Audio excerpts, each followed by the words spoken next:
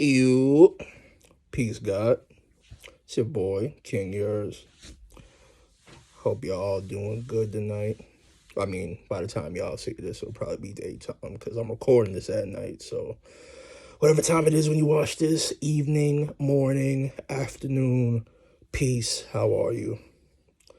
Now, as I said in my intro video, I'll be discussing mental health. I'm going to discuss a lot of stuff, not just mental health, but that's the main focus on, like, starting a dialogue, talking about things that people relate to. So that's going to be the main focus is mental health. But I'm going to talk about other things too, don't worry. Random shit, everyday stuff. I just want to be relatable. But yeah, man, I figured one of the first things I could do as far as relatability is, discuss, some of my past. And, I'm not going to talk about everything all at once, but I figure for now, I start to, some of my recent struggles, experiences, growth in the past few years, how I got to where I'm at now to even want to talk about this stuff. So, yeah, man, I'm going to start back in, I'm going to say this is 2018. And trigger warning, trigger warning, trigger warning, big trigger warning. I will be talking about, themes of, severe depression, self-harm, suicide. So if you can't handle that right now, again, this is a channel about mental health. I want you to maintain your mental health. If you're not in the state of mind to listen to this story and, not be affected negatively by it, then please don't listen to this. That's very important. But okay, 2018. Most depressed I'd ever been. Now, in retrospect, I want to say I've dealt with depression off and on, mostly on, for the past, since I was early teens, like 13, 14. That's when it really started. It didn't manifest the way it did later on. I'm doing a different video about that, how depression manifests when you're younger, especially when you're a young black boy in America. I'm gonna do a video about that later. But yeah, like I've been depressed most of my life, to be honest. But around 2018 is when it got to its most severe. Now, I've been I've been dealing with a lot up until that point. You know, kind of social issues with other people, I should say. Breakups, broken hearts, betrayal, lots of things. And 2018, it just all reached like a tipping point. Like, if I thought, and not to say like, because depression ranges in severity, but yeah, man, like if I thought I was depressed before this point, like, that was nothing. If I'm just, I'll describe my depression. Y'all might relate to this using a metaphor.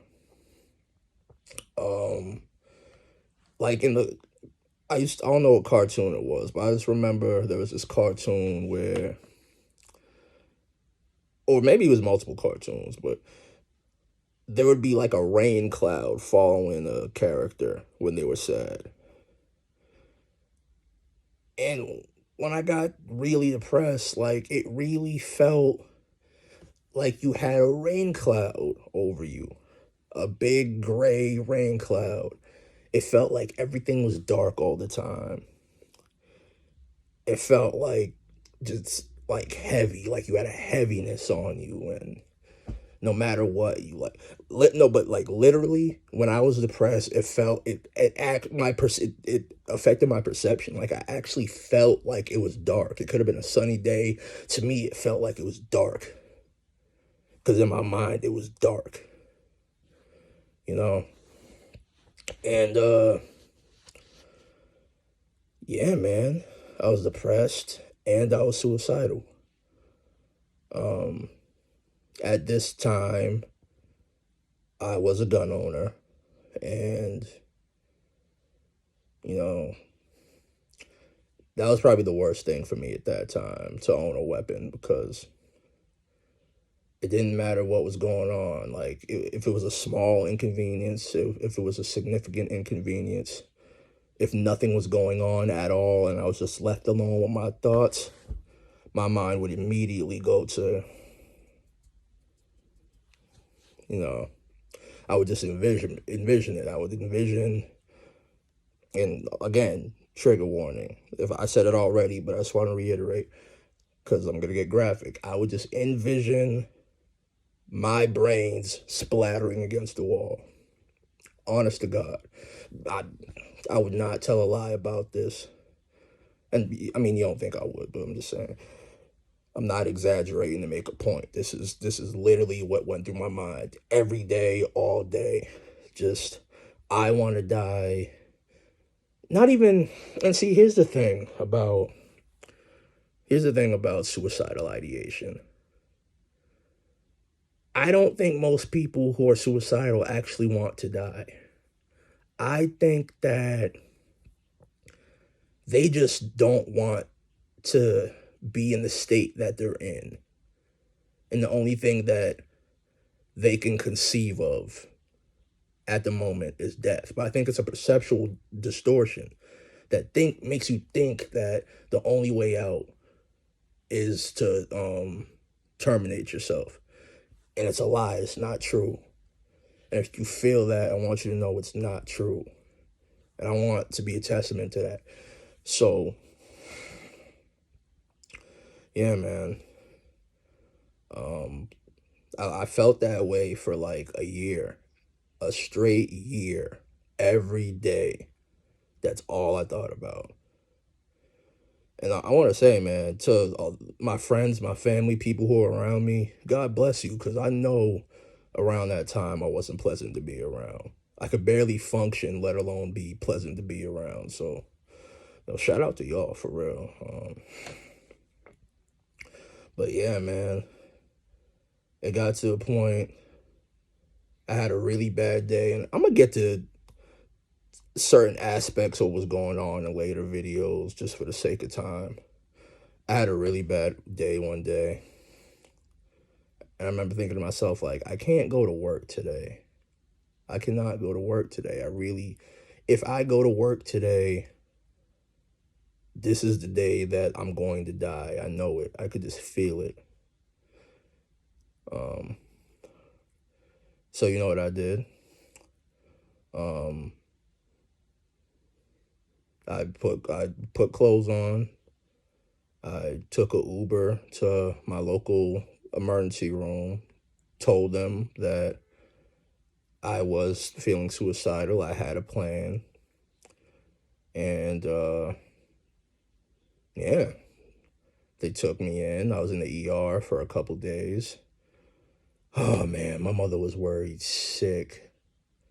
And like what I said before about people who were with me during this time, nobody supported me like my mother. Nobody. My mother got me through this 100%. She was the real MVP on dogs. That's Boston slang for some of y'all who don't know that, on dogs. But yeah, man, end up being in a psych ward for 10 days, I believe. Yeah, it was 10 days. And it was the best thing that ever happened to me, bro. Best thing. It's like the moment that I went to the ER to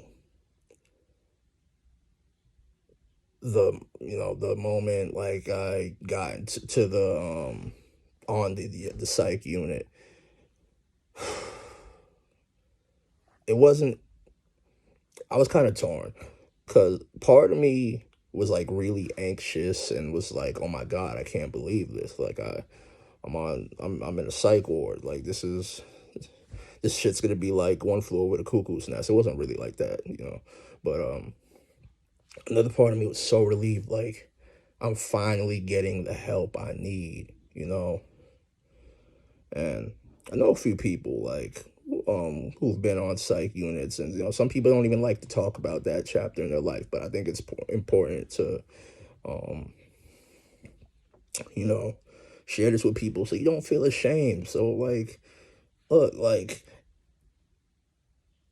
it's better I went to a psych unit than I died, right? You feel me? Like, so what's the shame in that? Like, you know, some people could talk shit, say whatever, like, you know, you're weak, you're crazy, da da da da da da. But I did what I felt was necessary to help myself. And I couldn't be more proud of that, you know. And that's just, you know, anyone else who might be going through something, like, don't ever hesitate to get help. Don't ever be embarrassed to get help. Or look at it this way. Would you rather, you know, eat your pride and go get help? And maybe some people talk shit, or would you rather be dead, bro? Point blank. So, yeah, man. I want to thank y'all for watching my videos. All y'all who are like supporting me, like, thank you. If you're watching, thank you. And yeah, man, I'm gonna have more stuff. Later videos. I'm gonna go into depth about, you know, my experience on the psych unit. I might talk about, you know, some of the things that were going on in my life, like before that. But tell me what you want me to talk about first. You know, like, this is a dialogue. This isn't just me talking. This ain't a monologue. This is a dialogue. I'm talking to you, and I want you to talk to me. So you tell me what you want me to talk about. And yeah, man, thanks for tuning in. I love y'all. Peace.